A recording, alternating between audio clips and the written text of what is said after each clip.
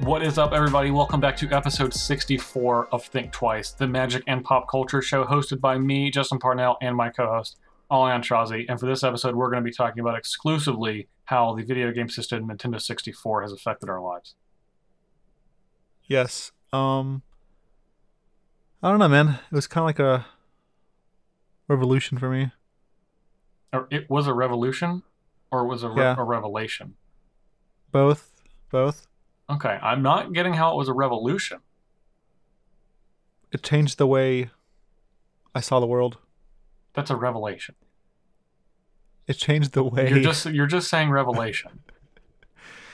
It changed the way that people treat each other. Okay, no. That didn't... I don't think it did that. Maybe people, it got people to talk junk to each other more with playing video games. Exactly. Well, that could be true. It introduced, teabagging and first-person shooters. So it did. I do think it had a lot of cultural impact. Yeah, there's definitely some revolutions and some revelations.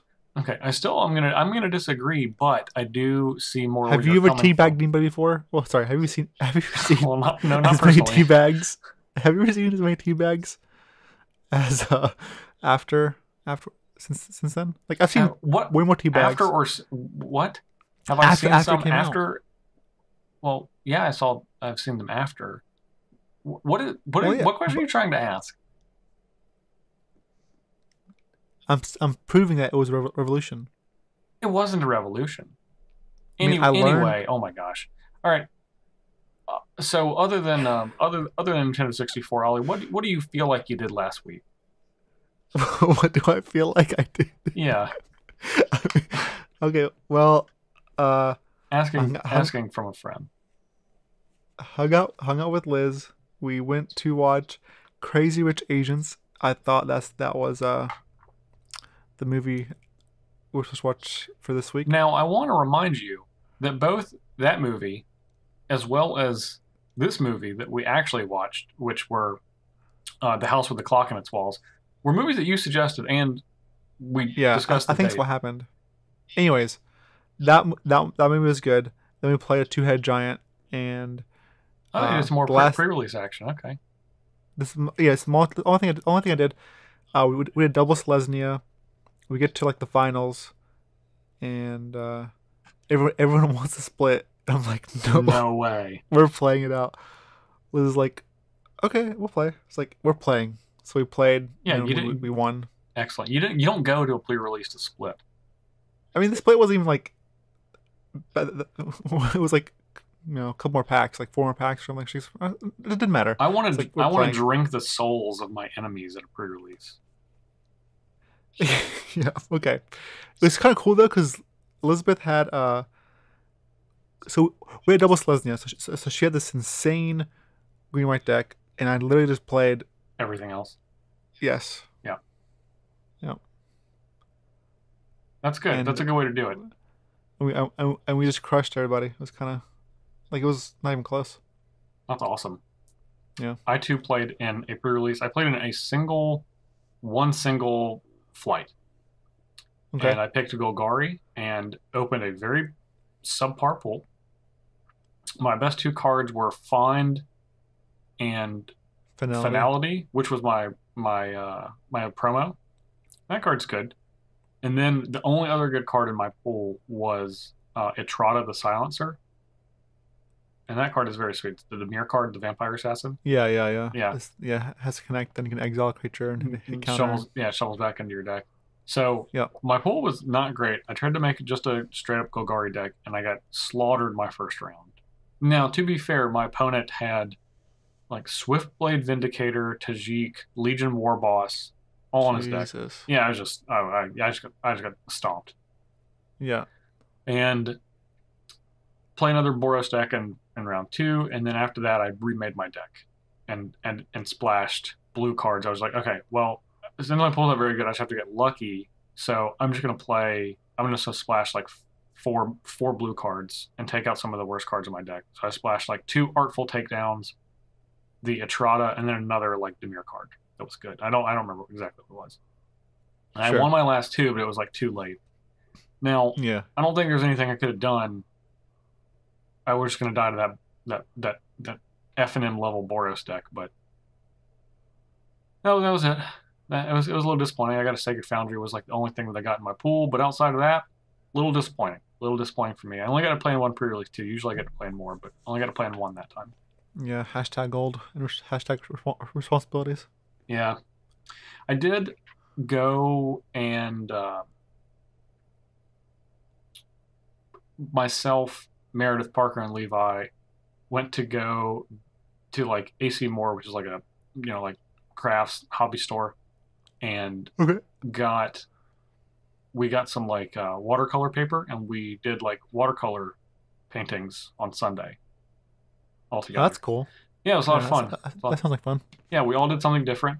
I decided to take on I think I bit off more than I could chew. Now, I will say, a lot of people don't know this. You probably don't even know this either, but I actually used to do art quite frequently. And so I'm not like a terrible artist. I wouldn't say that I'm good, but I'm very out of practice. And I haven't done art since I've been in high school. So 15 years. So I decided to paint in watercolor Dimir Signet from Modern Masters 2015 or 2017, whichever one it was, and it came out okay. So you just turned your paper back in? You didn't draw anything on it? No. Oh my! I hate that joke. Just stop. Don't ever make that joke on that podcast. That joke has not made sense for 13 years. Doesn't matter. I'm making it again. Keep going.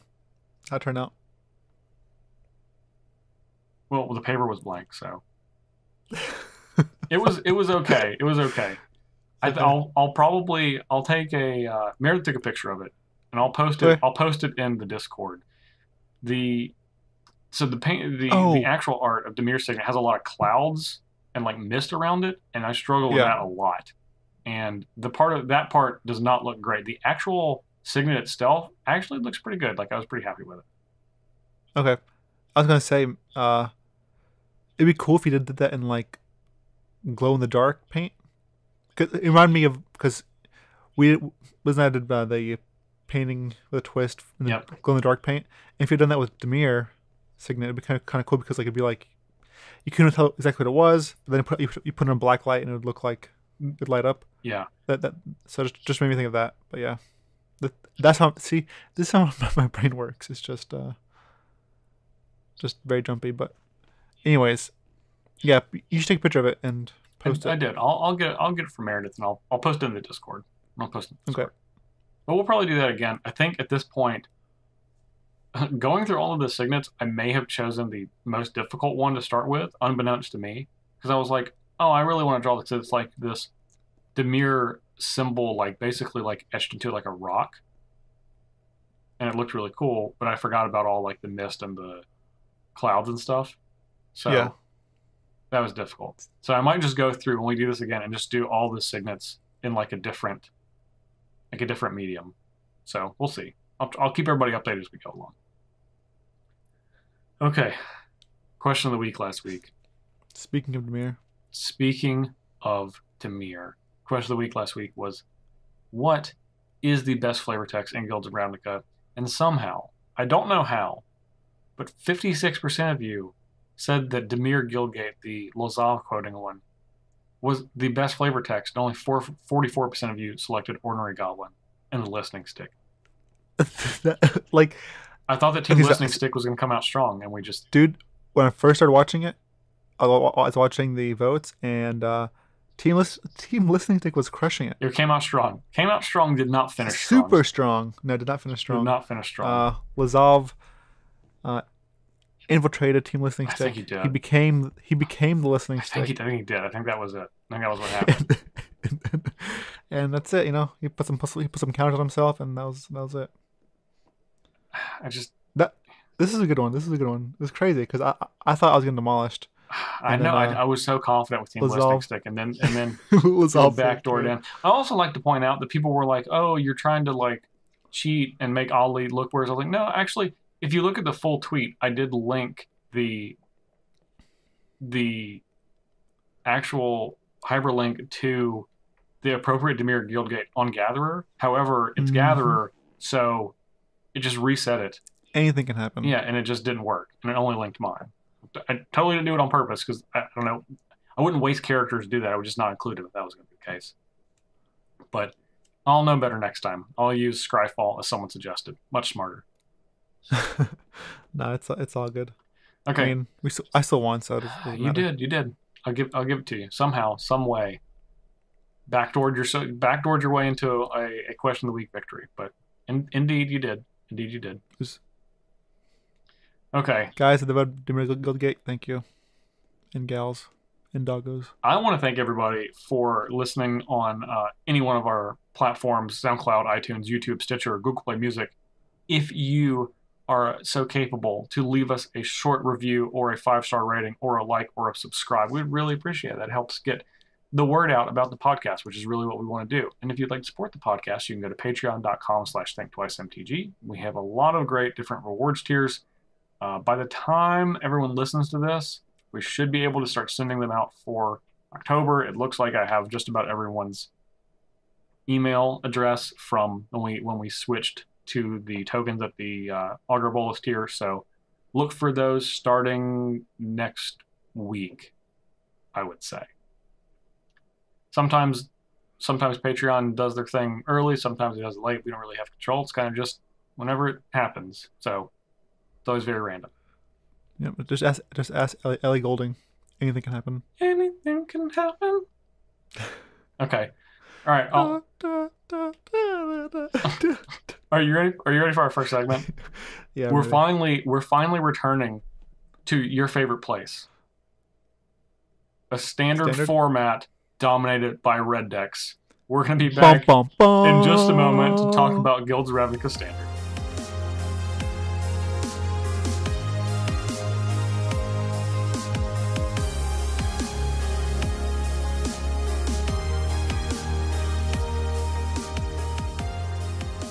Parnell, you're not wrong. I wish I were.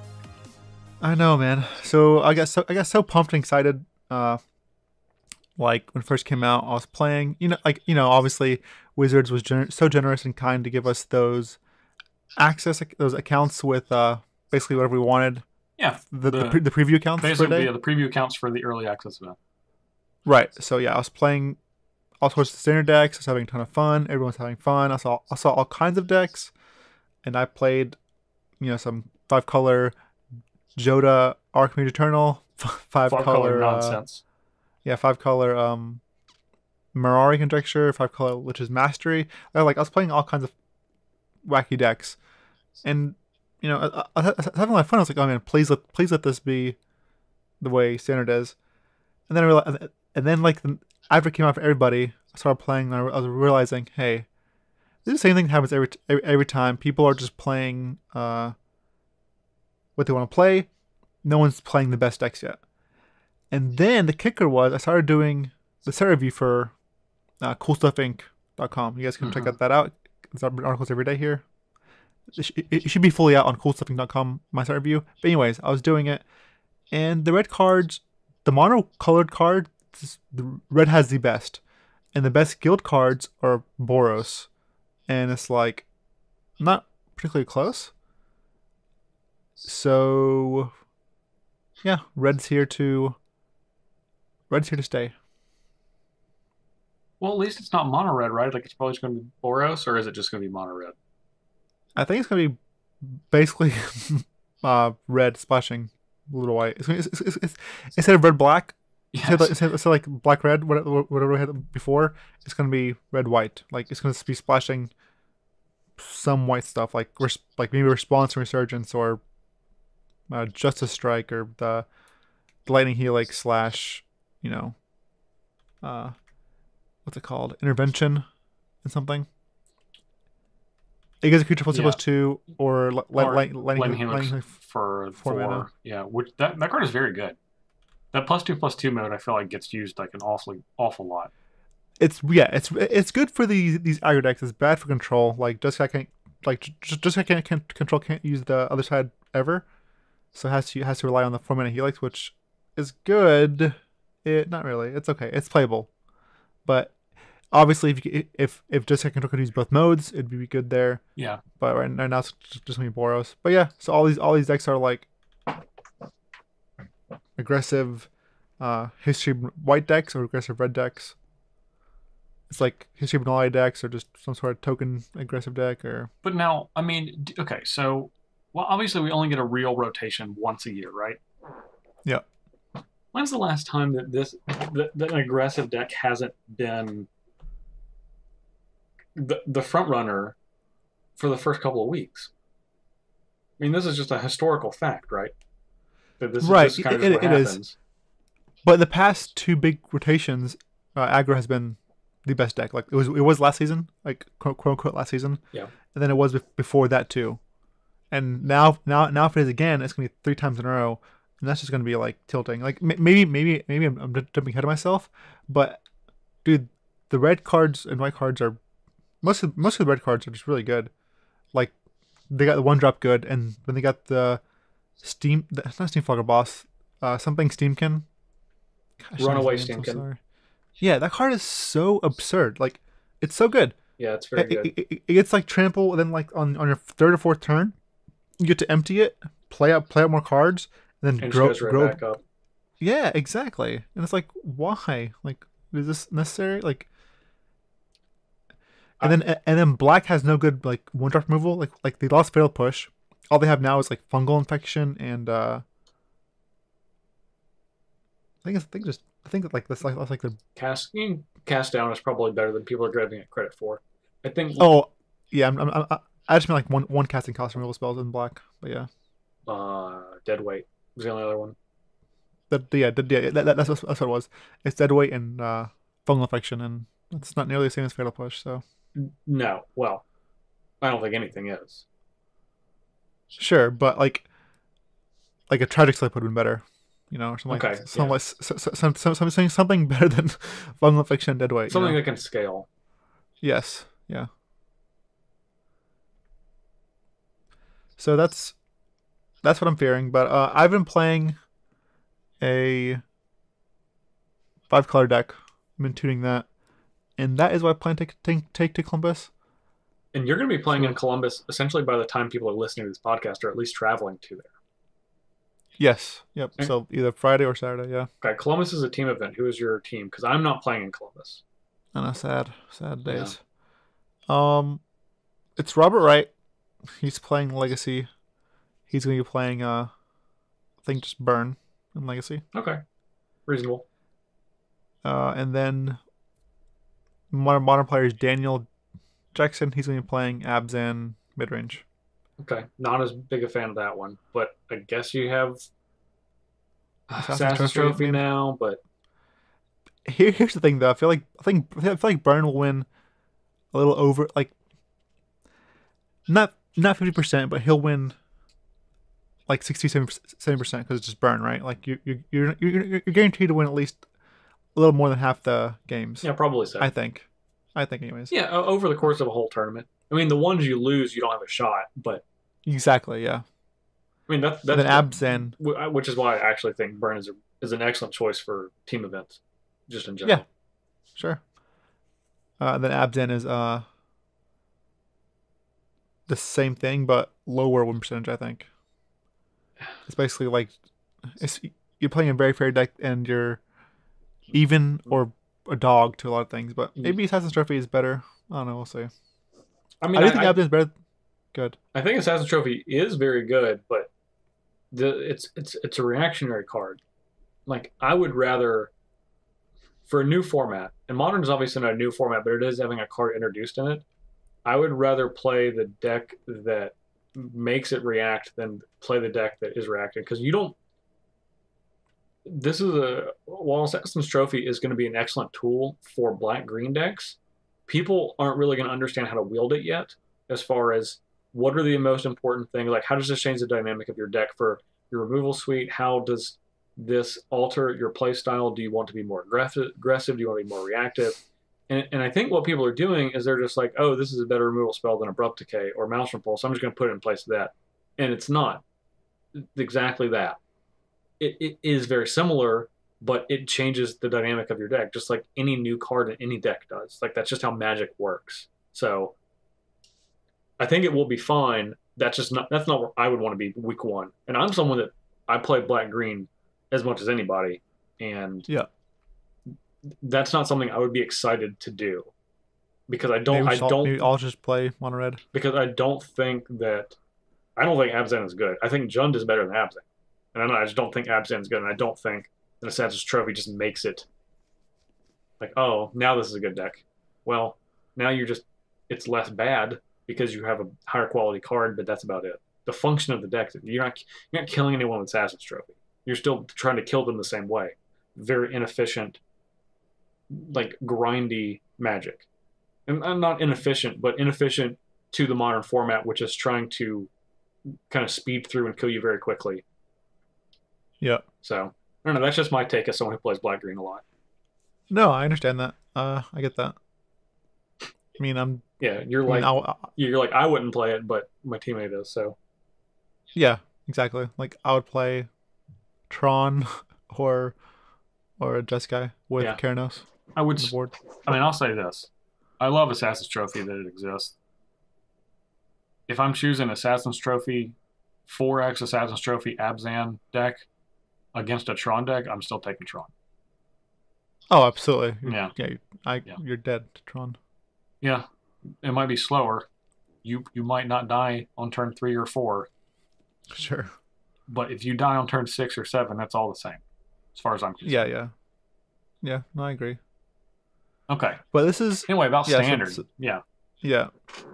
So Standard, like, it's mostly been aggro decks, and I've seen some number of, like, black-green or, like basically Abzan or just straight Golgari decks that are adapting to beat these aggressive decks. But, like, it sucks when you have to play, like, main deck Ritual of Suits, main deck Moment of Craving, etc., like Radimus Chupacabra, like a bunch of like removal spells to even have a chance. And then someone else in the room is playing Teferi, and you're embarrassed that you're playing the same game. Yeah. You get demolished, exactly. So it's weird because like even the control decks are playing like main deck Deafening Clarion, with like Sail the Wreckage and Lightning Strikes and Shivan Fires, and Cleansing Novas or whatever.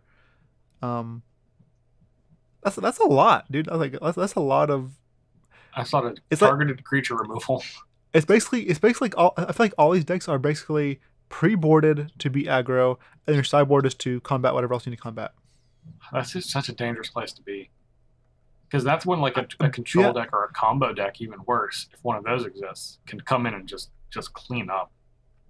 Yeah, that's what I was doing. I was demolishing anything that wasn't aggressive, and against aggressive decks, it was like a coin flip. Yeah, and see, that's where I would rather.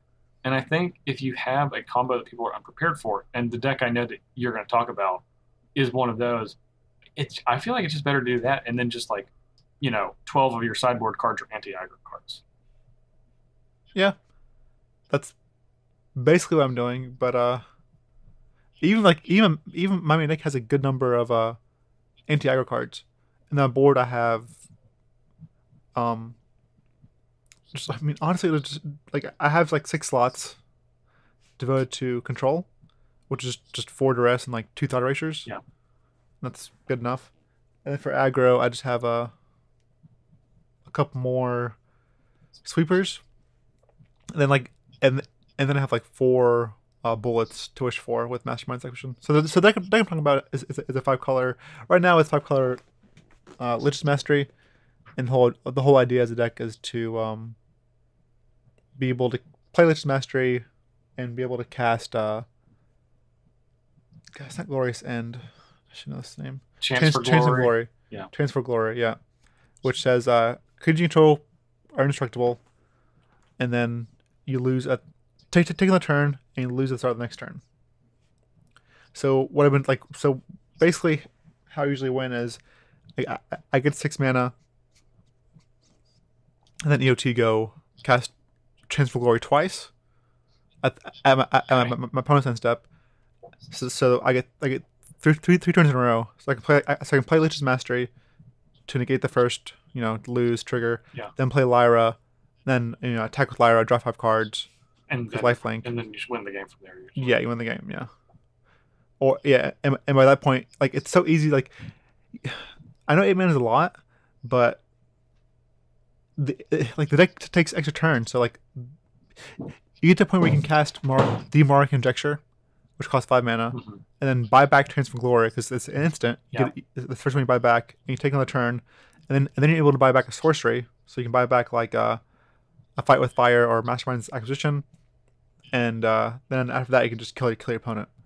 So the deck's been pretty consistent. It's a lot more consistent than I thought it would be. Okay. I posted some videos on YouTube if you guys want to watch those. Where I've gone like 7-1, and the game I punted. The game I lost, I punted. So I'm excited to play the deck. Like the which targets on the board are like Zakama because of that just take over the game. Yeah. There's also 1,000 Year Storm, which lets you, do silly things. I think it's probably a little more win, probably a little win more. Then you have like Morag Conjecture as another value card, and Unmoored Ego, because you have to, in case someone's playing Cleansing Nova, you have to Lost Legs or Unmoored Ego it at their deck. Yeah, because if they destroy a enchantment, you lose. Yeah, if Lich's Master leaves the battlefield, you lose the game. Unless it leaves the battlefield when you cast another Lich's Mastery. So what do you feel like happens when you don't have Chance for Glory?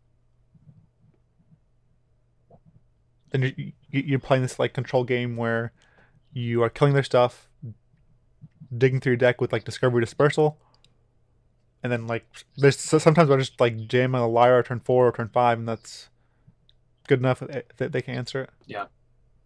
Yeah, I mean, what's cool too is it's still Baneslayer Angel, right? Yeah. What's cool too is Discovery Dispersal is like one side of the sorcery, other side is instant, and the Morag Conjecture can buy back both tabs. So like if you have like just that card in your graveyard, you can buy it on your upkeep. You can cast Dispersal to bounce their biggest thing, and then have them discard a card, then draw a card, and get the second lore counter, or the second whatever counter it goes on Morag Conjecture, and you can buy it back again. So that's kind of cool, if that makes sense, because they trigger after they trigger, all the sagas trigger after you draw a card. Yeah. So you have the card, and you still have a chance to respond with the trigger on the stack, and the ability will still happen.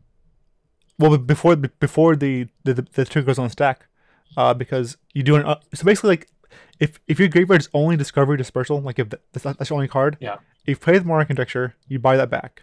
Okay. You target the instant part, which is Dispersal. Mm-hmm. And then on your upkeep, you cast Dispersal, and then you draw a card, and then Morag triggers, and you buy it back again. You target the sorcery half, which is Discovery.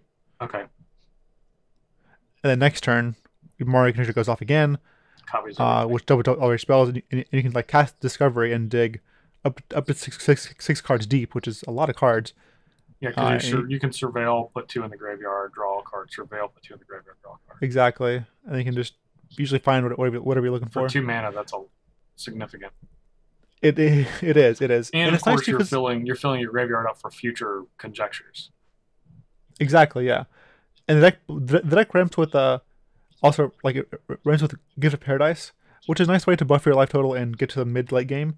But also Gift of Paradise works really nicely with Lich's Mastery, because it just costs 3, you draw 3 cards. Then that's pretty simple. Also ramps you.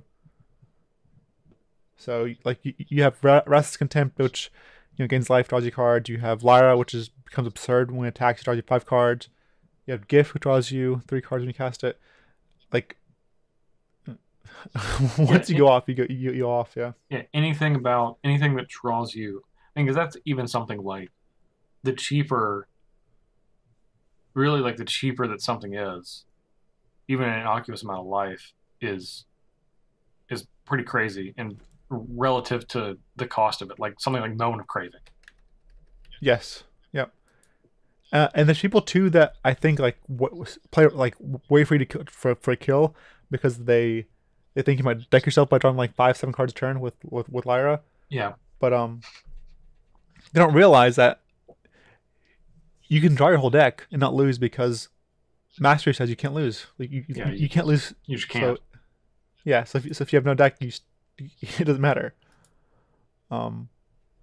That's always funny. So I'm gonna open up deck list here real quick, so I can remember everything. Okay. Like right now, I have like yeah. So I have definitely Clarions in the main deck. I have Notion Rain, Cleansing Nova, Stellar Wreckage, Restless Contempt, Discovery Dispersal. So basically, like just kill everything, then kill you with Mastermind for whatever I need to get, or what do you find? What so this is okay. How I'm gonna send you the deck real quick so you can see it too. Okay, how different do you think this is from the Lich's Mastery Mastermind deck that you were playing last season? I guess is the word. Yeah, this one's a lot better. The other one was like wasn't gimmicky, but it was like approach from the Setting Sun. Like you basically approach and redraw approach. Yeah. This has been a lot better for me overall. Okay. Yeah, I'm looking at it now. We'll make sure this deck list is posted in Ollie's brew book for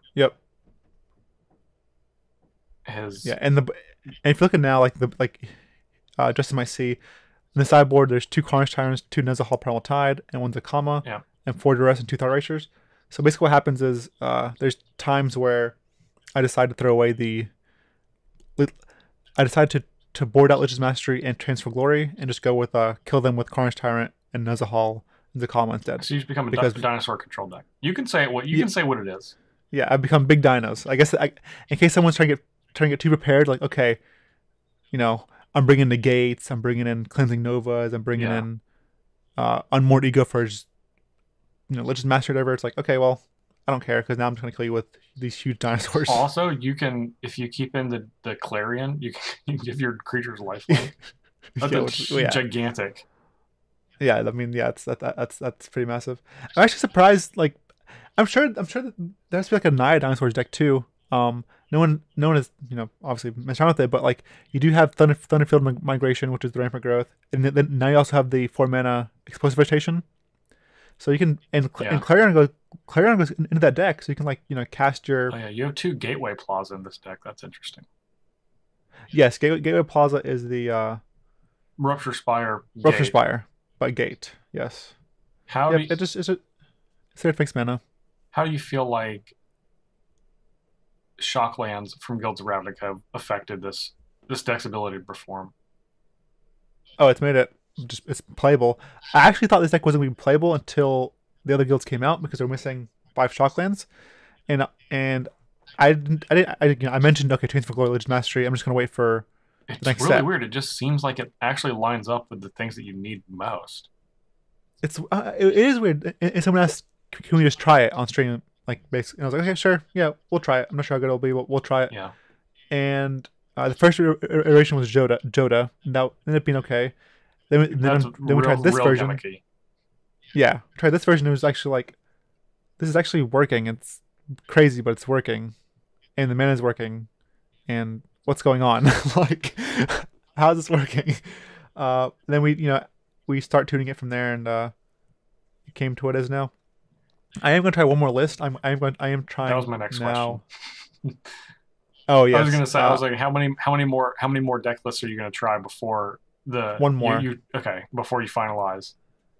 One more. It's in the five color deck, but it's just gonna be 5 color Mirari.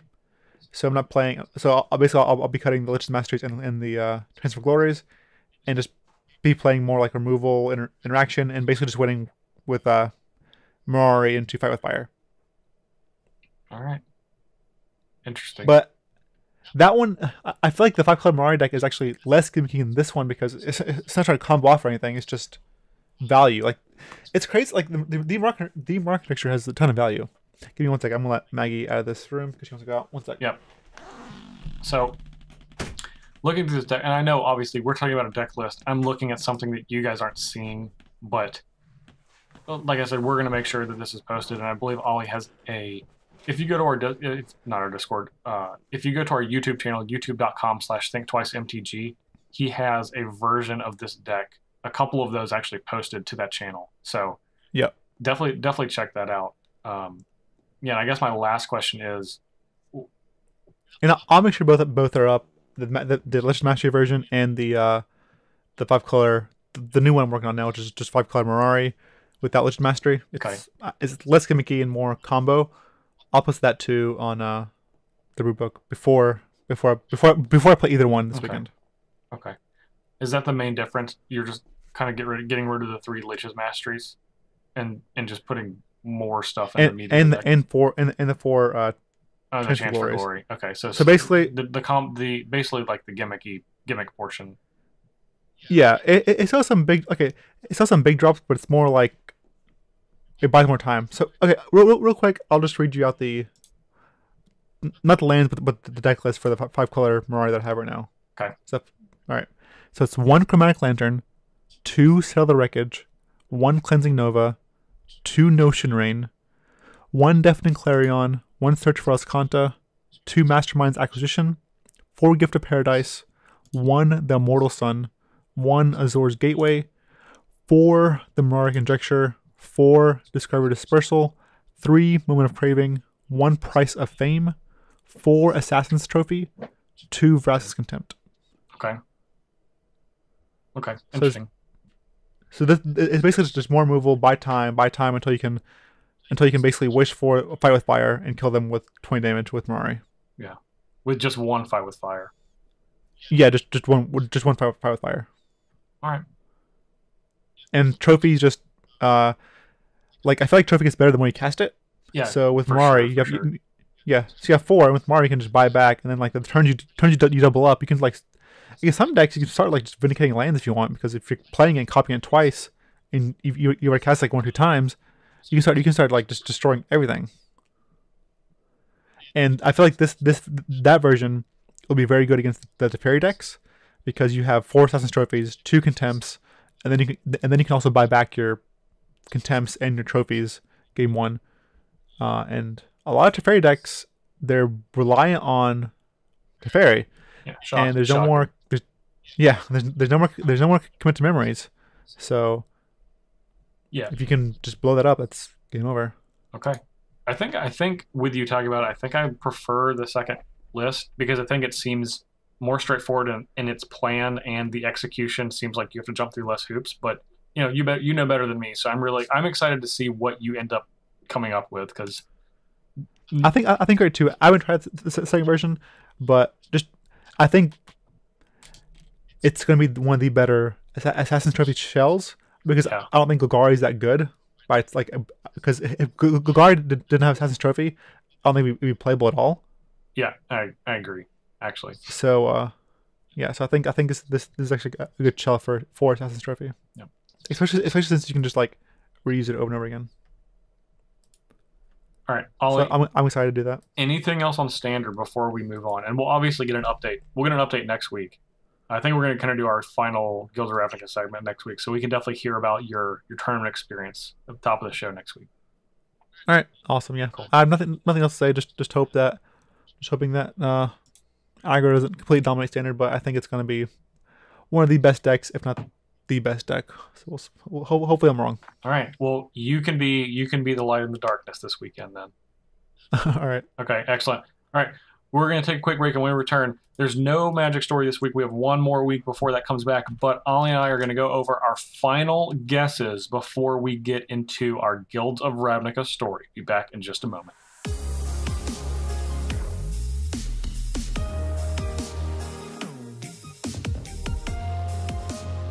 So, Ollie, we have one more week before Magic story returns with the Guilds of Ravnica story, which I know you have been waiting on for a long time. I've been waiting on for a long time. Our listeners have been certainly waiting on for a long time. This has been quite the break between the two major stories that we've had. Yeah, I wish they would have told us. I think they're doing it because they probably want this story, when it finishes, to immediately go into the next one. I believe this story and the second story both have the same author, and I think that's why they're doing it this way. Okay, I mean that's good. Honestly, at the end of the day, if the story is quality, I don't care how long I had to wait for it. Yeah, I agree with that. Don't make me wake and not make it good. Now, that being said, this is a story that they have been building for quite some time, so I believe that they have as high hopes as everyone else does to make sure that it is a quality story. I agree. I agree, and I mean, this is like the climax is like it's Bolas, and I think it's some sort of defeat of Bolas, so it's going to be something epic. Something epic. It's also three sets worth of story arc. Yeah. Yeah, and like that's huge. That's we haven't done that in a very long time. No. So and there's a reason they're doing this. So it's gonna be something epic, and I'm excited to see it and read it. Yeah, definitely. Me too. Very much so. So here's what we know so far. We know that Bolas is going to unveil his master plan on Ravnica. We know it has something to do with trapping planeswalkers or something to do with the Ravnica being the center of the multiverse. It's kind of unclear exactly what it is, but we know it has. We know he has the planar bridge that is attached to Tezzeret's arm. We know he has the Eternal Army that he had from Amonkhet. We also and then the Lightning Bug. And we know that through Ralzeric, he has Project Lightning Bug that is tracking planeswalkers. So and they're all coming to Ravnica. And they're all coming to Ravnica from the Thousand Year Storm. Yes. Flavor text. We also know that the Izzet and the Golgari are compromised through Ral and Vraska, respectively, as pawns in Bolas's game, and we know that in Ravnica Allegiance, 3 of the 5 guilds are also going to be under Bolas's rule. So, as we talked about last week, just to reiterate, I think we're going to be seeing the Azorius, the Gruul, and the Orzhov under Bolas for a couple of different reasons. One, I think they make the most sense, and 2, and this is honestly probably the most important reason, if you want to have 2 of every color represented as the bad guy guilds, then with Izzet and Golgari being the bad guys in this set, by process of elimination, these are the only 3 options, because there's no we know there's a red and a blue bad, a green and a black bad. So that means in the next set there has to be 2 whites, which that would mean Azorius and Orzhov, which would just leave Gruul as the only other one to complete the cycle of the bad guys. So to me, it seems pretty obvious to me that that's going to be the case. Okay. How do you feel about that? I personally I don't think. Well, for me, I don't think the one Rakdos I don't think can be controlled. Basically, I don't think they can have a leader and follow a leader. I think they're just well, they do have a leader. I don't have a leader, but they're just not very easy to control as a whole. Anyways, no, no. Rakdos is Rakdos, the guild and the entity is the power end of the guild. Yeah, Rakdos, and is not. They're not following any orders of anybody but them. Right. So he's that goes out of the equation. Completely. As far as Simic, why I think Simic can't be. I just don't think they care. I don't think that. I think the Simic, almost above all other guilds, really just want to work in isolation. They don't want. Okay, so there's guilds that want to be involved in the affairs of the rest of Ravnica, right? The Azorius, the Orzhov, and the Dimir specifically, all of the Esper guilds, they're very involved in what is going on in Ravnica, or in all of Ravnica. The Boros care because they want to be peacekeepers. The Selesnya care because they want to they want to be peacekeepers, but in a peaceful way, where the Boris want to be peacekeepers in like a forceful way. I think I agree with you as far as Azorius being bad and Orzhov being bad, but I'm not sure on the last one. I think the Simic could be bad, and I can see the Gruul being the good guys. Oh, I definitely think the Gruul's going to be bad. Okay. Just because I think they're going to be, because I believe that Domri is going to be the leader of that guild, and the flavor text also says the riots, so never mind. Yeah, and they're basically tired. It's a lot like the Golgari, where they're kind of treated like crap from the rest of the guilds. You're right. Yeah, you're right. And I think it's going to be really easy for someone to come in and say, "Look, I'll help you get where you want to be. You won't be disrespected anymore. You're not going to be treated poorly. Just if you just need to cause some mayhem, and I'll take care of the rest." And I think they're going to jump all over that. I think that makes sense. That makes sense actually, because I forgot about the flavor. I forgot about the flavor text. Flavor text on street riots. Yes. Yeah. So, never mind. Yeah. So, and I think we're going to see, because we know it's going to be planeswalkers as the leaders of these guilds. I believe it's going to be Dovanbon inserted as the leader of the Azorius, which is interesting because obviously this is a character like we just met. Yeah. Relatively. I met a couple of years ago, but I think he lines up to be very like a blue-white, not evil necessarily, but very Azorius as far as how he feels about rules and laws. So I think we're going to see Dovanbon. I think we're definitely getting Domri as the leader of the Gruul. That's obvious. And then I think it's going to be Kaya for the Orzhov. Now, that was helped by us seeing the illustration for the book that comes out with the third Ravnica novel, which has Kaya on it. Yeah. But it just makes sense. Orzhov are led by the Orzhov Council Ghosts. She's a ghost assassin. Ghost assassin. Yeah. It just makes too much sense. I'm not sure about Azorius. I don't think it's going to be Dovan, personally. Because if it was Dovan, Orzhov, if Kaya's Orzhov, that means we get a Kaya Planeswalker. Then we get, if Darmi's Gruul, then we get Darmi Planeswalker. Mm-hmm. I don't think it's going to be a Planeswalker. I don't think it's going to be Dovan. I don't think Azorius is going to be Dovan. I'm not sure who it's going to be. Who else could it be? I just don't think it'll be Dovanbon. But you don't have a guess? No guess? I don't know. I don't really have a guess. I don't know who else it could be, because I think it's gonna be someone we don't know. I think it's gonna be a character that we don't know. Yeah, a new Azorius character. Yeah, that could be. I just think it's going to be the reason I think it's going to be a known character is because there's the only leftover character that is representing the Azorius is Lenivia, and that's what I was about to go ahead. And I don't think Bolas Lenivia is too like I don't think the Azorius would have been able to be like turned to Bolas's side, because they're too straight and narrow, too focused on everything to kind of be bought like that. So that which is why Asperia had to be taken out. Yeah, Asperia's dead. Maybe it's just not even like, I don't know. I think it has to be somebody new. I think it has to be somebody new. I just don't know who. I think there's a connection to Dovan through Tezzeret and his time on Kaladesh. Oh, I agree. I just don't think they'll print 3 planes. I mean, I guess they could. We'll see. You don't think they'll do what?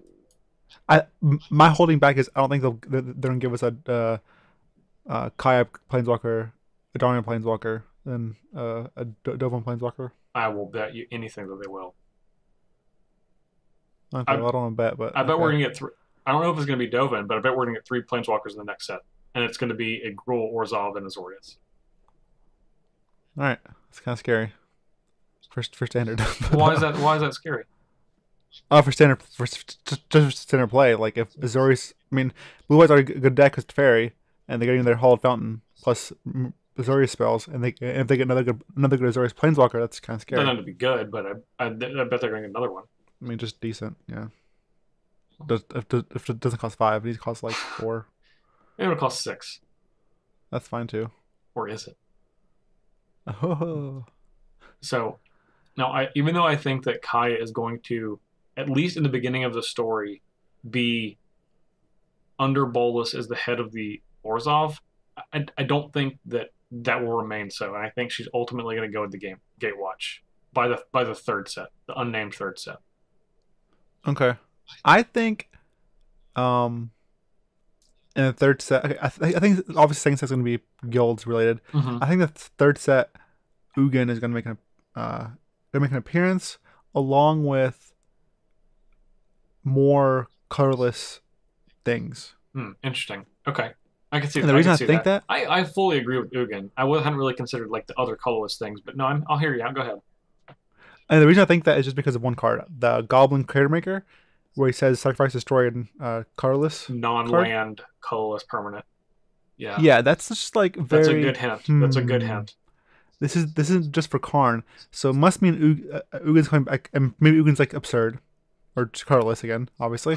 Yeah, doesn't take much. Just need to be colorless. Yeah, and I imagine he's probably bringing some, maybe other colorless things with him. Okay. To make the Goblin Crater Maker better, because that other text just seems like sacrifice hit deal No, I damage. totally seems, agree with you. I totally agree. It's very odd. It's very oddly worded. Yeah, it's very foreshadowing. So I do think the second set's going to be obviously about the other guilds, and then third set's going to be like just. Yeah, the second set is going to be just like Ravnica Allegiance, or Guild. Yeah. Ravnica Allegiance is going to be just like Guilds of Ravnica. Yeah, as far as which is fine. Which is fine. I mean, I don't have any issue with that. Yeah, and I'm not saying Eldrazi is going to be on the plan or anything, but like Bolas did release the Eldrazi. He's the one that did, like Ugin bound him up, and basically exiled them, and then Bolas freed them. So maybe there's some sort of colorless things going to happen in the third set. That's what I'm predicting. Like, I don't think it's going to be Eldrazi per se, but I think it's going to be like something colorless. From a mechanical game standpoint too, I actually think it's safer to have a colorless related set kind of back to back with a set that cares about a lot of colors, because then it lessens the impact from a mechanical standpoint on the game, because you're not as incentivized to play the colorless cards, because the cards with multiple colors are just going to be more powerful than colorless cards, like pretty much all the time. So you can print cards that are colorless that are good, but since the mana is already so good, would be so good in standard, like you're not helping yourself a lot by playing colorless cards when you could just be playing cards of certain colors. That makes sense? Yeah. Like maybe lore-wise, like Ugin comes to play and he gifts people like his Ghost Flame power or whatever. Yeah. So maybe there are cards. Maybe the ally colored guilds get cards that are multicolored but are devoid. If that makes any sense. Like Azorius Charm is devoid, but it still costs blue white or something. Or basically like maybe not Azorius, maybe like the guilds that aren't aside. Maybe get some sort of like colorless spells. I'm just saying. I just think something colorless is gonna happen in third set. Okay. I think story-wise, I think that Vraska does not get her memories back. I think she will. I think something bad is gonna happen, and she's gonna not get her memories back. I think she's gonna like ultimately like have to get mind wiped. Not necessarily by Jace, maybe by Bolas. I think she okay, so Vraska has proven like how powerful she is. Yeah. By not only killing Asperia, but also the spell Assassin's Trophy, and also her like usually cards. The Planeswalker cards themselves tells you how strong the Planeswalker is by how much it costs. Usually, Vraska Relic Seeker costs 6, and Assassin's Trophy is a spell that literally destroys Planeswalkers and anything. Yeah. So I do think she's gonna get her memories back, but I think it's probably like gonna be like a tragic thing, like getting them back as she's about to do something awful, and then realizing like, oh man, what have I done?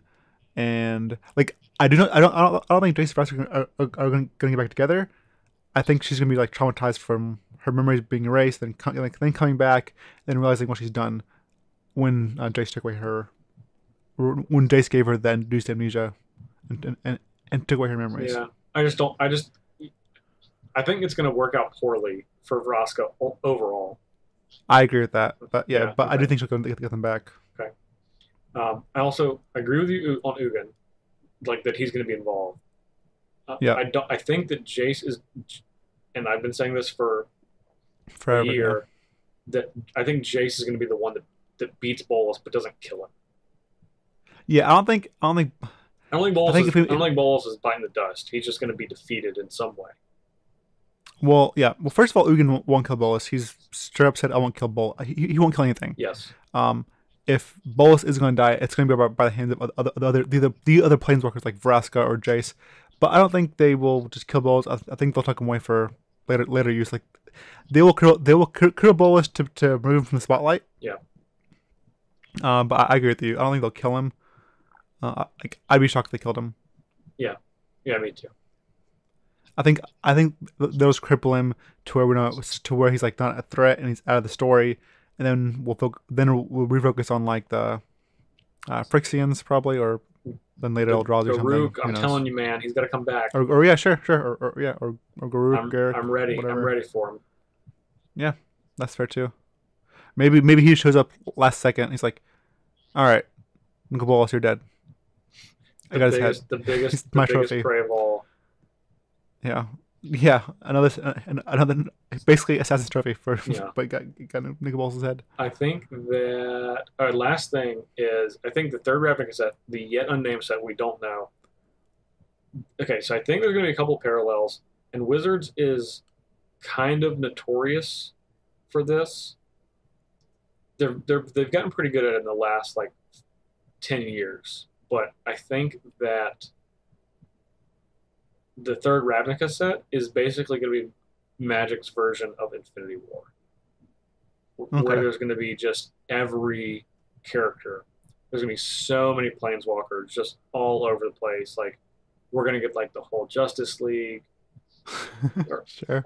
of Planeswalkers. We're going to get, and yes, I know Justice League is not in Marvel. That's not the point that I'm trying to make, but that they're more Justice League than they are the Avengers, for a comparison. The Gatewatch is, anyway. We're going to get everyone. The Gatewatch, we're going to get Teferi, Karn, Jaya. We're going to get Ajani. We're going to get whoever Ajani brings. Or even Kiora? Maybe. She doesn't care unless she cares. I mean, we're going to get all of Nicol Bolas's Planeswalker friends. We're probably going to get Sarkhan. We're going to get Tezzeret. What Sorin? He's still stuck. Sorin's still stuck. I don't think we're going to see Sorin. No. We could even get a Daretti who maybe has followed Kaya. And the reason I say that is on the Mythic Edition Planeswalker cards. Like the full art. So Daretti, Ingenious Iconoclast, is one of those cards, and it shows him on Kaladesh. Did you notice that? Huh. Isn't the Goblin one there too? The Goblin one. What are you saying? Yeah, I was wrong. Talking about Daretti? Maybe Daretti's the bird, right? Daretti is the Goblin. That is literally the creature that I'm talking about. Okay. Yes. Not bad. All right. What is the bird? I thought his name was Daretti, the one that can summon from the command zone. Daretti? That's not a planeswalker, dude. That is just a random character. I know. Okay, but they're names, dude.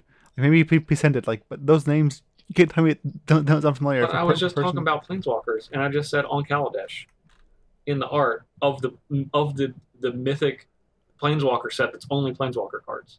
Right. So we're missing Elspeth and Liliana and Daretti. Well, Liliana we're not missing. I know where Liliana is. She's with Bolas. Yeah. But do you think Bolas will command her to take over a guild? No. So what's he gonna use her for? I don't think she can. People know her on Ravnica. What do I think she's going to what do we think Bolas is going to use Liliana for? She's going to be the commander of the Eternal Army. Oh, basically the Scarab God? But more powerful. Huh. Yeah, she's a necromancer. Those are undead. Yeah, but I mean, the Scarab God's powerful as frick too. But like, the Scarab God, he killed gods. dude, the Scarab God cannot travel to Ravnica. So the Planar Bridge can bring Scarab God. What? No, only the Eternals? Man. It can only bring because they're one, they're undead, Made and they're coated in the Lazatep. In that metal, whatever. Yeah. This is old. Come on, man. You already know all this. This is not news. Well, no, I don't know, but I don't know the full power of the Planar Bridge. I actually did not read that Aether Revolt, Kaladesh. You catch up on it. You got time. It's going to be real important. Yeah, I do. So yeah, the Eternal Army, Dracode Lazatep, which are going to allow them to go through the Planar Bridge. I think they're going to be commanded by Liliana. I think she's going to be that's fair. Basically leading that army. So I don't think she's going to be anything guild related. Okay, neither is Tezzeret. Those are his general and his lieutenant. Tezzeret and Lily. So what about Elspeth? We see Elspeth with the I don't know. Mask of Erebos. I don't think we're gonna see Elspeth. I think there's if we do, it's because a Johnny went to go get her. And yeah, exactly. Yeah. And so here's what could happen. Elspeth shows up randomly, right? And people are like, "Oh my God, Elspeth!" And then the next set, after this, we go back to Theros, and it's like a flashback, kind of like how Ixalan story and Dominaria story took place at the same time. Mm-hmm. We could be getting the same thing with Guilds of Ravnica, and then one set of Theros that happens at the same time as the first two sets of the Ravnica story. Huh. Well, her art too still shows her, from what I can tell, still shows her in the underworld. Underworld. She has the mask. Yeah, which people wear in the underworld. Yeah. And also the art just doesn't look like she's she's still there. She's still in the Theros underworld. But still, at this point, nothing would surprise me. The only thing that I'm certain of is we're just going to see 1 million characters. This is just literally, it's just going to be like Infinity War.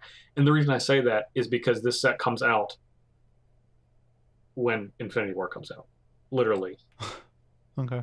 I think, let me look. So what was the spring set Dominaria? Allegiance? Oh, Dominaria. Dominaria. So Dominaria release date this year was April 27th. Infinity War came out this year on April 27th. They literally came out the same day. Okay. This year. And I'm pretty sure that the next Infinity War comes out on May 3rd. So I'm telling you, it's they're going to come out on the same day, and then it's just going to be Magic's Infinity War, literally releasing the same day as the movie.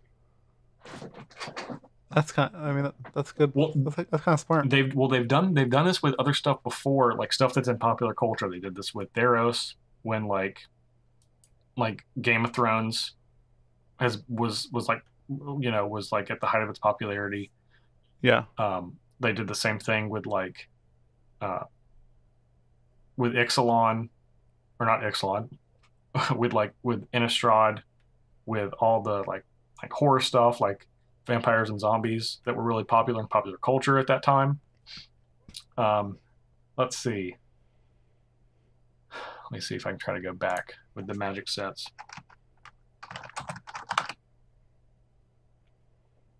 Magic expansions. Perfect. Let's go backwards. Oh, it's just showing everything. So Dominaria doesn't count. So Rivals Ixalan, that one is difficult to place because it's not really associated with anything. I don't know if Amonkhet was either, really.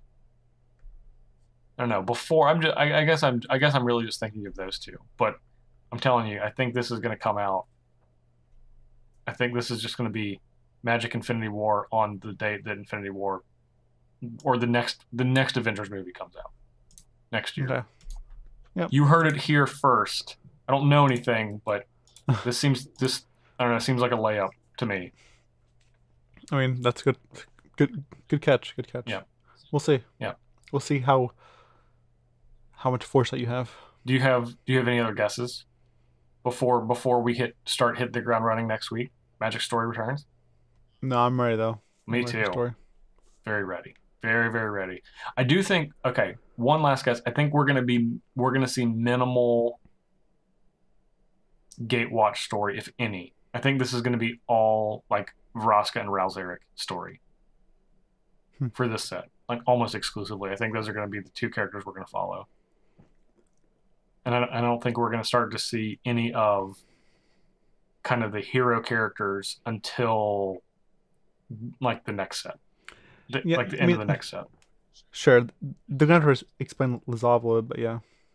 Oh, yeah. I guess what I mean is I literally think all the characters that are in the Guilds of Ravnica set, I think those are the characters. And if they're not in that set, I don't think we're going to see them at all. All right. Fair enough. Yeah. All right. This is last shot. Anything else? Anything else that you get to guess before it becomes fact or fiction?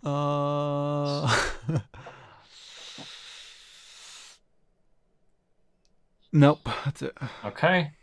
All right. In that case, we're wrapping up. No more guesses.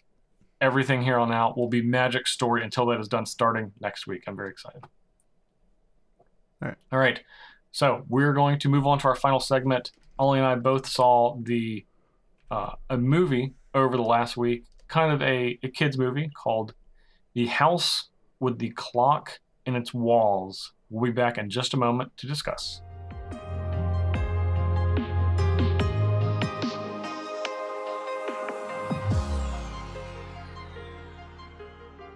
So I said that this is a kid's movie. And ultimately, I think, obviously, this is largely a movie that is geared towards children. It's a PG movie.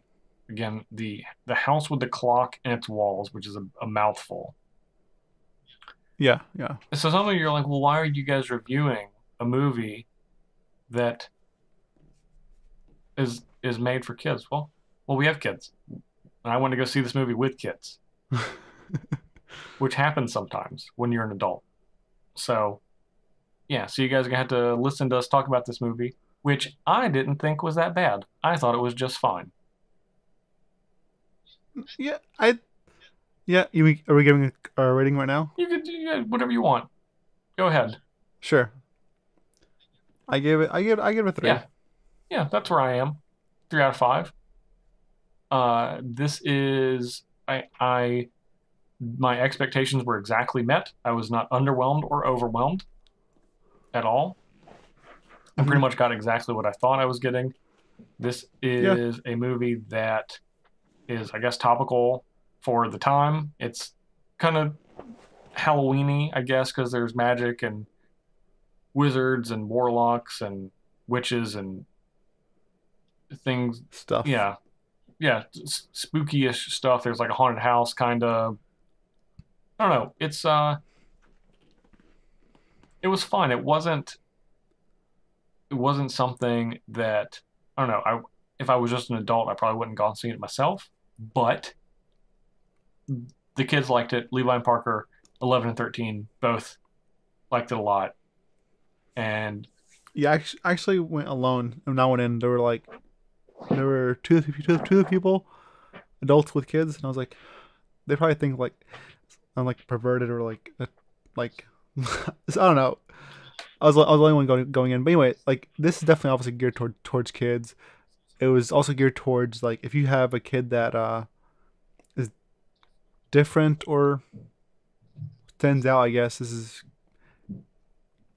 good for them to see. I guess because it encourages kids being different. It's not like be normal. That's what you need to do. There's things about this movie that make the alone kid feel good. If that makes sense. That's a good take. I mean, it makes sense to me. It's a kid that is, there's essentially 3 main characters. There is Jack Black's character, who is the uncle to the child. I don't remember the young actor's name, but he's essentially orphaned because both of his parents die in a car crash or something like that. And then the third character is Kate Blanchett, and she's Jack Black's friend. And they make it very, very clear throughout the entire movie they're only friends. They've never been anything more than friends. They never have been, never will be anything more than friends. Which is kind of cool. It was. They really made that clear, like multiple times over the course of the whole movie. They showed that they were friends. Like, like they acted like the way friends would, or even like a brother and sister would. Like they for sure. They would, platonic, as they like to say. Yeah, I did enjoy that. So the kid loves the dictionary, just like the dictionary. But it was kind of cool because they used a lot of words that are not basic words, as I use basic words to describe it. So I think that was nice, and that's something that I enjoy in movies that are geared towards kids, because it's like, hey, this isn't lame to be smart and know things, to know the definition of words that are more than simple words. And like you were saying, this kind of encourages young people, to say, well, it's okay that I like things that are nerdy, or maybe I don't. Yeah, I'm not the most popular kid at school. They aren't mainstream. Yeah, maybe I don't play sports, and that's okay. So yeah. So I like that. I did like that part quite a bit. Yeah. I also realized this is kind of the movie. I guess this is the movie that made me realize that I actually like Jack Black. Like, I really enjoy him in movies. Like, I was going back, like, even other than this movie, earlier in this year, we watched Jumanji, and we talked about that on the podcast, which is one of the movies that has probably the movie that has surprised me the most this year. Yeah, like, for sure. Maybe, yeah. Annihilation surprised me a lot, though. I don't know. I thought I was going to like Annihilation. I did not think. I don't know what to expect. Sure, but I didn't think I was going to like Jumanji. I was like, all right, we can just go watch this, and then I thought it was great. And it's a great movie. Yeah, it was funny. And Jack Black is in actually like a lot of other movies that I like. He's in Tropic Thunder, which is like a satire comedy, which is great. Has Ben Stiller and Robert Downey Jr. in it. He's in King Kong, not the most recent one but the one from like the early 2000s. And he's in a movie called Bernie, which is, it's kind of hard to describe. I guess it's also like a satire comedy kind of. And well, he always plays the same character, so yeah, I can see this. He's very character actor oriented, and then he's in my opinion, his best movie by a lot is School of Rock, because that movie is just fantastic. Have you seen School of Rock? I think so, but I've seen like parts of it. I don't remember anything really. So good. It's such a great movie. It's I remember, yeah. I remember at the end they're rocking out. Okay, well, you probably could have guessed. You probably could have guessed that from the name. Right, but I think they weren't allowed to rock. Then at the end they're able to rock again or something, and they're rocking out. They weren't allowed to rock, and then they got to rock. Yeah, am I wrong? Well, you're over. That's like saying, the beginning of the movie, the rock got taken away, and they got the rock back. No, that's not. It's not exactly what it is. It's kids that are in a prep school that is very uppity, and Jack Black is masquerading as a substitute teacher under the guise of someone else, and he doesn't know how to teach anything, but he wants to teach the kids how to appreciate music. So he begins to do that, and unbeknownst to the school, he's teaching these kids about rock music, and they all start to like it, start to play different instruments, start to learn things about music in general, and then get very into it. And he tells them he's going to take them to a show where they're going to get to like play in like a battle of the bands. And then the school finds out, and things go haywire. But it's really cute. Jack Black is... And they get to play at the end, though, right? Yeah, of course they play at the end. Spoiler alert. Jeez. God, now you've ruined... That's what I said. I said that to take away the rock, they did, and then give back the rock, and they rock at the end. But it's so oversimplifying it. But I'm saying that's all I remember. Like that's literally like my brain. That's what my brain says to me. It says this is what happened. The rock is taken, and they rock at the end. Like that's literally how. That's all I remember. I can't help the way my brain. No, you can't. But you can help. You can help how you describe things. I mean, that's literally how I remember it. Anyway, back to this movie. The house with the clock on its walls. This name is such a mouthful, and I'm pretty sure this is adapted from a short story or a novel of some time in the same name. But it's too many nouns, and I don't know, so many nouns. TikTok. Anything else you want to say before we get to spoilers? No, just that there's a clock and there's a clock in the walls. Yeah, I guess that's technically not a spoiler. It is it's in the name, so that's fine. Yeah. Okay. All right. Ready for spoilers? Yeah. TikTok spoilers. Spoiler warning. TikTok spoiler warning. TikTok spoilers. Spoiler warning.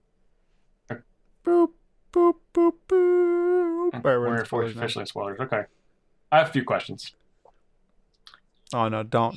Yeah, dude. These movies. I am ask questions. I need to ask a few. I just think. Look, I'm suspending my disbelief. I understand this is a movie made for children largely. However, I don't think the questions I'm going to be asking are like they're not like that advanced. Okay. So just to be clear, if Isaac Izzard, who's just sounds like a lizard, so lizard guy. If he's not brought back from the dead, then this just doesn't work, right? Like then everything's just fine. Like the clock just keeps going off, but it doesn't do anything because they need the skeleton key to do the clock, which did make sense. And what's her face? Splenda, call her Splenda. Okay, yeah, his wife can't get back in the house, so. Well, she came back in the house. She came back in the house. She just can't touch the cabinet. Yeah. So they just don't. So they just don't get it. So everything is just fine if he just stays dead. Or if Lewis doesn't go to the house. Well, what do you mean if he doesn't go to the house? I mean, because Splenda had to manipulate Lewis to get the book. So yeah, but I'm just saying, like, if he just literally doesn't get raised from the dead, then this is totally fine. Yeah. Like that's quite a leap. Like you're just like, oh man, my husband died. This is gonna be a lot more difficult because now we got to reanimate him. Yes, but he didn't mean to die. Like he wasn't like I don't think he knew he was going to die. But then they had to put together. Like she's basically got to put this whole plan together. I mean, I guess when someone's dead, this is like the best shot you got, but not a very good plan. It's not high fail rate on the plan. Now it worked out for him because he got brought back because Lewis wanted to impress his little friend. Which, by the way, I know a kid that looks exactly like that. It's so weird, and I literally cannot remember his name. I'll think of it at some point. But I went to school with him, and he literally looked exactly like he literally could have been the same person, the same little kid. Anyway, all right, so that's issue number one. Number two, once everything comes back, why don't you just use Kate Blanchett's umbrella gun? She was just toasting those the pumpkins. Yeah, she was blowing them away. That thing looked very powerful. She couldn't in the beginning. At the end, yeah, because she was sad, so she couldn't do magic when she's sad. I get it. A lot of people can't perform things when they're sad. That's fine. That's totally understandable. Yeah. But I'm saying By the way, once she stopped being sad, she was just like she was going ham. Like just use that. Just use that for the rest of the movie. I think. Pew pew pew. Okay, so what were you gonna say? I was gonna say Lewis. They said each person has their own magic. It's different. You use it some different ways. I think Lewis went a little overboard. Like, I understand you're going to represent he's weird and he's different. I get it. But man, that was really weird. like when he was casting his spell with the with magic the 8 ball. Yeah, Well, he it was was like, supposed to be because even like Jack Black and Kate Blanchett's character were like looking at each other like, this is weird, right? Like we're weird, but holy crap, but this this kid is like he's just overboard. next Yeah. level. Yeah, yeah. Uh, I also there's also one point where Lewis is talking to his quote unquote best friend, or he thought was his best friend, and there's that girl, and she's like, hey, you know, click my book, or like come talk to me. He's like, don't talk to me shut anymore. up, girl. Like, what? I just started talking to you just I was right like, what? now. It's like how are you being any different? How are you being any different than What was his name? the guy you're trying to the guy you're trying to get attention Larvey? from? Yeah, Tarvey. like I think how it's is Lewis Tarvey, being not Larvey. Larvy's like a Tarby? I think it's Tarby because I remember thinking of McDarby, David McDarby. But yeah, so it's Tarby. And like, how are you giving to Tarby? He's being different because he's being a gigantic jerk to her face. Where exactly. he's being worse actually. So yeah, I get that part. And as the movie was wrapping up, I was like, okay, well, I hope they go back to that girl because otherwise she just got destroyed for no reason. Like speed bump in the movie. Get it. So yeah, exactly. So yeah. Yeah. Let's see what else. Oh yeah. So man, that clock was once they okay. First of all, Jack Black is not a good homeowner. He's just poor. Does a poor job. One, I understand you've been in the house for a year, and that's not that long. But dude, there's a whole multiple floors that you're just not aware of, and one of them, the place where the clock was, goes into like this tower. Where did that tower come from? Is it on the house? You know that the tower's there. You just don't think anything's in the tower. And then on the other side, when he goes into the room that has all the little like the clown stuff, and then he opens the secret passageway, that's a gigantic room, man. That's on the back of your house. You just don't know that's there. Like walk outside for a little bit. Call for help. What? Call for help before going into that mouth. Yeah, by the way. don't do that. Don't crawl into a mouth. What's wrong with you? If that was rated R, he'd be dead. Yeah. The mouth would have eaten him. He would have been dead from the mouth. Yeah, whatever was on the other side wouldn't have mattered. Rest in peace. That's just foolish. One thing, you just don't do that. You just don't crawl into mouths. Everyone knows that. Yeah, that ain't Christian. One thing I wish was explained was like a bad, good, and terrible warlock or witch. Because obviously, if you're a bad one, then pumpkins are supposed to repel you, and so is like charms, and so are like the horseshoe iron or whatever iron. So at what point do you become bad? Do you want to use like dark magic? Because Lewis used dark magic by using his blood magic and summoning. He totally did. So where is the line drawn exactly? Like I wish they would elaborate on that a little bit. Because I don't know. You know? Yeah, I agree. Like, do you have to kill someone? Is necromancy as bad as killing somebody? Who knows? I did like that. At kind of the end where they were going over the story of what's it? Oh my gosh, the Isaac Izzard guy. Oh, what happened to him? Yeah, and they were just like, oh, that wasn't a warlock. That was a demon. That was Azazel. Oh, Azazel. And I was like, oh, that's actually pretty cool. And that depiction of it actually was really scary looking. Yeah, I thought Azazel was a fallen angel. Yes. Well, okay, so let's hit religion 2 weeks in a row, but so depending on the faith, Azazel is a demon that was a fallen angel, or is just a fallen angel, or is a representation of the scapegoat from God for taking sins from humanity.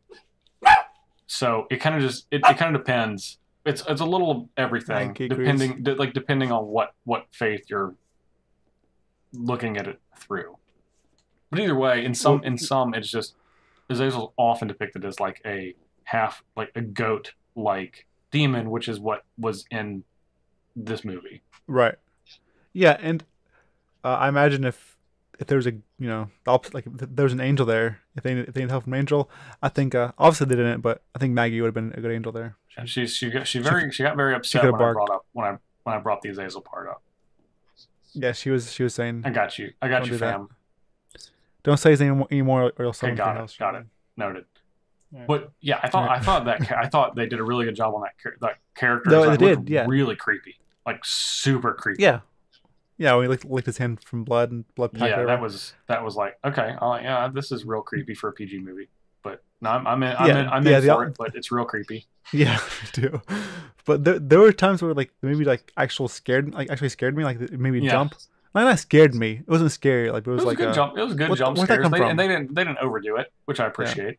Yeah. Like they got you a couple of good times. Yeah, they got me twice, and I was like, stupid pigeons. The first time was the pigeons. Yeah. The second time was he was going in the mouth and pigeons came out. And the second time I can't remember what it was, but it happened again. I was like, all right, yeah, you just need a couple. Got to keep you on your toes, So yeah. Apparently so. Let's see. Okay, so a fun part for me is I'm trying to figure out when this movie took place, and we have a couple of things to go off of. So we know. So most people got one of them. So we know this happened at least like probably a minimum 5 years after the end of World War II. World War II ended in 1945. So we know that it's probably 1950 at minimum is when it could have happened, maybe a little bit later. And you're like, well, what if it could have been in the 60s and 70s? Well, okay. There was one thing they said in the very beginning of the movie, and you probably didn't pick up because this probably meant nothing to you.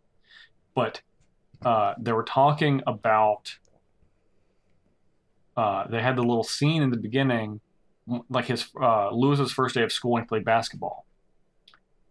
And then he's talking to Tarby, and he's talking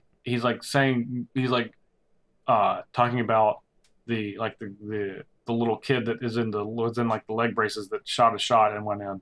And then he was like, yeah, he could play for the Minneapolis Lakers. And of course, that means nothing to you, right? Yeah. Okay. So the Lakers moved to Los Angeles in 1960. So that's where they were before. So we know that this happened between 1950 and 1960. Because they would have been the Los Angeles Lakers in 1960. This is like for basketball fans. This is something that everyone knows. It's a very famous move for a sports team. So we know that this movie happened sometime between 1950 and 1960, just based on those two clues. And there's probably other things that you could narrow it down even further, but those are just the two things I noticed like when I was watching the movie. Gotcha. All right. Cool. So yeah, 3 stars for me, 3 stars for Ali. It's fun. I mean, this is I would say it's a good movie. I would say honestly, if this is on Netflix and it's you're like you want to watch something that's not going to take a lot of brain power, that you're just you're going to enjoy, but you don't have to pay money to do so, I would definitely watch it on Netflix, or if it came on TV. Yeah, it's good for I mean, I would know. You're the one that was the only adult in a bunch of theater with kids, so you tell me. I went with kids. Yeah, I wouldn't. There was an even adult to kid ratio in our theater. You threw the balance of power. That's all I'm saying. So you're the one that's better to say if this is an adult. If this is a movie you would watch as an adult, since you did. I'd watch it, I guess, on TV it came on, but I wouldn't go out of my way to watch this.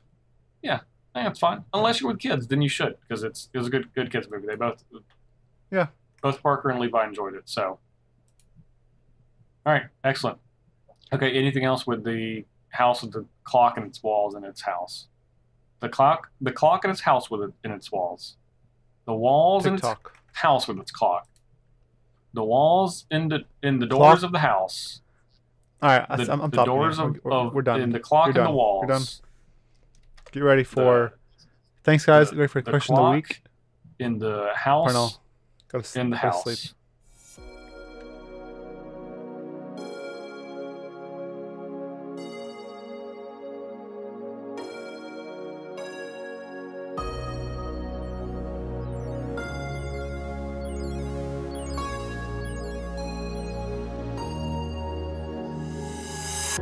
All right, we have question of the week this week, and this is my opportunity to get back into the good graces of the Thinktwice listeners, Okay. as I felt the sting of the listening stick betraying me from last week, which I did not care for. So we're moving into a new standard format, and lo and behold, all of the ban cards are no longer banned since they're not legal, except for one. The banned restricted list came out on Monday, and as everyone expected, there were no changes. No one cared. There's no reasons for no changes. Just, they just threw it up there. And they're just like, yeah, it's fine. Everything's fine. Don't worry about it. We're not really going to talk about it. Don't think about it. We won't think about it. You don't think about it. Everyone's like, well, we kind of want some answers. Wizards like, no, just shut up, and this will be fine. So Rampaging Ferocity, still there. You can still get it out of a standard booster pack. Still be very sad to realize you can't ever play with the card. He deserves to be there. He does not. So the question of the week is... Wait, question think music. What? Thank you, Director No, Che. No, it's terrible. It's terrible music. I don't know where he's putting it in. I'm just going to keep talking to I hope it's to Jurassic dissuade Park him. music. Well, that's good music, so we won't put that Maybe Godzilla instead. You hear... in. Yeah, That could be. Exactly. The official question of the week is, what did Rampaging Ferocity do to get banned? What did it really do? Because it can't just be the text on the Magic card. I refuse to believe that is the case. Well, I think it's literally because the text on the Magic card, but keep going. I don't think it can. There's no way this is a bannable card based on the text of the Magic card. That's outrageous. I think that Rampaging Ferocity eats Aaron Forsyth lunch every day. Like, he goes in the R&D office because he can't. They're not letting him out in standard, so he's in the Wizard's office in Renton, and he just eats Aaron Forsyth's lunch every day. And it's like, you know what, Rampaging Ferocity, you're banned. It's the only thing that makes sense. That's it. They just caged him up. Yeah, you can't just go around eating people's lunch every day. That's a bannable offense, and that's what he did. It's the only thing I can think of. It just does not make sense. He's clearly hungry. Look at the art of the card. He's hungry. Can't stop himself. He's aggressive and mean. He has a problem, and he just can't stop himself. So he's just like, this lunch looks delicious, and he eats the wrong person's lunch every time. You can't eat the boss's lunch. Everyone knows that. Oh my God. Rampaging Ferocity did not know that, and that's why he's banned. Period. He ate it one too many times. One too many times. I think it's. I know you're speechless. I know. I'm just trying to think of what I'm trying to process all this. Trying to process him walking in, eating Aaron Forsyth's lunch, and then. Yeah, think about it. That's why he's banned. I'm telling you. I don't know. I think he's banned because he was a rampagey boy. One rampagey boy. One rampagey. Why is he banned as one rampagey boy? because like you said, like he went around and ate someone's lunch. Nope, I don't think he ate someone's lunch. I think he just ate everything and rampaged everywhere. What do you mean rampaged? You gotta clarify. Like he doesn't let people have fun. He's basically a fun anti-fun Nazi. I guess like you can't block him. You can't gain life. You can't play Magic. He's a sulfuric vortex. No one likes sulfuric vortex. Okay. That's not true. Plenty of people like. No I love one sulfuric likes vortex. sulfuric vortex. I absolutely Justin, love sulfuric stop. vortex. I'm talking here. Okay. Nobody Sulfuric Vortex. He's a rampagey boy with on legs. Sulfuric Vortex on legs. And no one likes that, okay? You can't block it, you can't gain life, you can't make lifelink tokens that gain life. You just die. Alright? That's it. That's why. Because he was too rampagey. that's my argument. Alright, I don't know how I'm going to post that on Twitter. Just all you say is because he was a rampagey boy. That's it. Either because Aaron Forsyth is a lot, or because he was too much of a rampagey boy. But guess what, boy? Okay. BOI. Yeah, I got it. I got that one. I got that one. Sure. I got that one. Right. I'm pretty disconnected from meme culture, but I do know the correct spelling of boy. All right. It's obviously BOI. Just making sure. Okay, excellent. All right, Ollie, where can people find you? You can find me at twitter.com, twitch.tv, /Ollie Aintrazi, and you can find me on coolstuffinc.com, where my articles go up every Friday. But this week I did a standard set review for Guilds of Ravnica, so there's an article every day. If you want to go back and catch that, you by the time you're listening to this, the whole section should be out for standard. What about you, Parnell? Oh, also you can also now find me on YouTube with on Thinktwice, where you'll see me playing some standard. That's right. YouTube.com/ThinktwiceMTG. We have a lot of videos up on there. You can find me on Twitter at jparnell1 and on StarCityGames.com and YouTube for Commander Versus series. We are taking a short break, but we'll be back soon. Don't worry about it. Just go check it out. Go rewatch some old episodes if you want. If you want to contact the show, you can do so on Twitter at ThinktwiceMTG or send us an email, thinktwicemtg@gmail.com. You can also find the show on SoundCloud, iTunes, Stitcher, Google Play Music. Please leave us a review or a 5-star rating or a like or a subscribe. You'll be glad that you did, because we don't want you to miss any episodes. You can support the show, as Ollie was saying, by going to youtube.com/ThinktwiceMTG, subscribing to that channel. You can get our podcast on that channel. You can get my free-to-play arena series on that channel. You can get Ollie's crazy brews that he's playing on arena on that channel. A lot of great content, even more than just the podcast. If you want to support the show even further, you can go to patreon.com/ThinktwiceMTG. We have a lot of great reward tiers, including our $1 Augur of Bolas tier. Gets you early access to the show, gets you access to our exclusive Think Twice members Discord channel, and gets you a set of Ollie and Justin tokens. Now, speaking of the Discord channel, we have an animal of the week to name. And the animal of the week for me this week is going to be Sawyer the kitten. Oh, well, it's more of a cat, but it's a kitten. Congratulations, Sawyer. I also want to give a shout out to Baloo on birthday number 2. Not official animal of the week, that's Sawyer. But since we got wind that it was Baloo's birthday, give a shout out to Baloo. Go check out the Animal Lovers channel if you are on our Discord to see both of those adorable animals. I know I cheated a little bit, but I can do that. It's my show, so. I mean, it's your show too. You can cheat if you want, but I cheated this week. It's okay. I forgive you. I said 2 of them. Thank you. There's just too many animals. How can I just pick one? Sometimes it's hard. It's hard. It is. It's like picking between ice cream or ice cream. Just pick ice cream both hands. You should pick ice cream. Use 2 scoops. You should have a scoop of each. That's pretty easy. I've done that many times. Yeah, me too. All right. We're going to give a thank you to our graphic designer, Amber West. You can find her work at amberwestdesign.com. Our director and producer, John Shea. And, of course, our agent of Bolas producers, Daniel Hunt and Matt Lindell.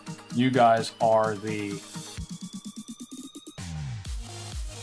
This for you. True MVP. Thank you. Thank you. Thank you for the save. I got you. I was just waiting for you, making it awkward for you. And you didn't really make it awkward. It was actually fun. It was actually totally totes fun. Never mind. No, I want to say it. What? By the way, I finally figured out what kind of fruit dragons eat. I finally saw it. Dragon fruit. You ever seen dragon fruit?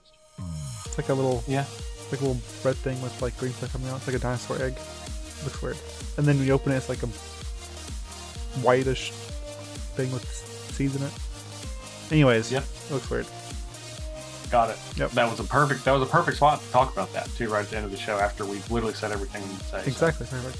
One last thing, we're going to be watching Venom for next week, so if you want to be joining that conversation, that is the movie to watch. That's it. That's the show for this week, guys.